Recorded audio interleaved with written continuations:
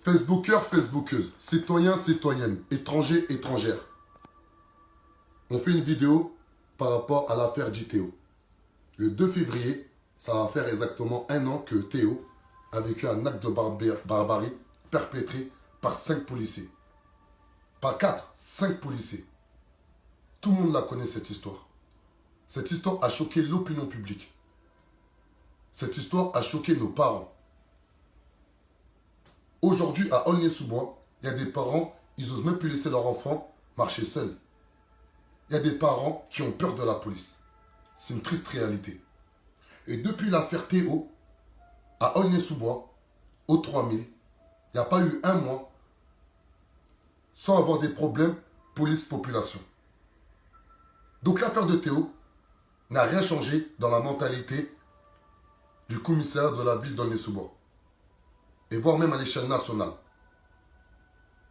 Le mouvement La Révolution est en marche a patienté pendant 1 an.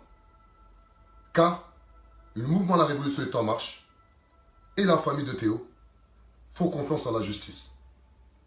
Mais à un moment donné, la justice administrative et à la justice de la population.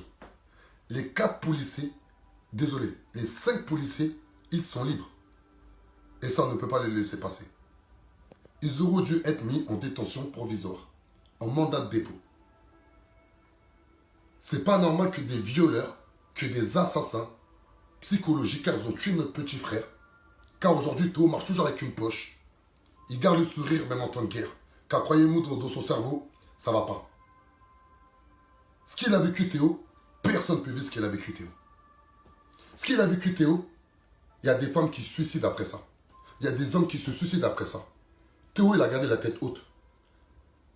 Sa famille, ils ont gardé la tête haute. Je comprends même pas comment ça se fait qu'aujourd'hui, il y a des personnes qui peuvent critiquer la famille de Théo, voire même Théo.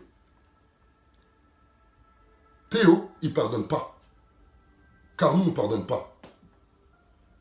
On veut que les 4 policiers, les 5 policiers, ils vont en prison. Simple.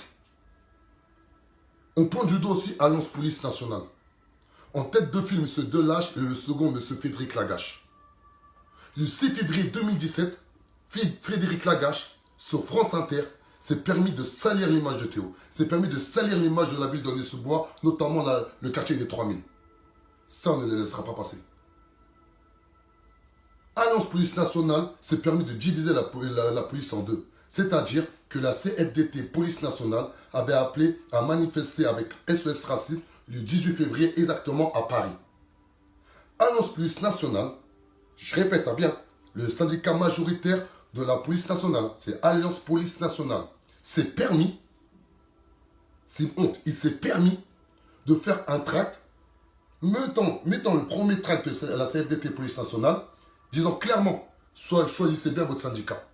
En gros, un syndicat qui réalise que des policiers délinquants ont commis un acte de barbarie, Alliance Police Nationale dit clairement, non, ils n'ont pas commis un acte de barbarie.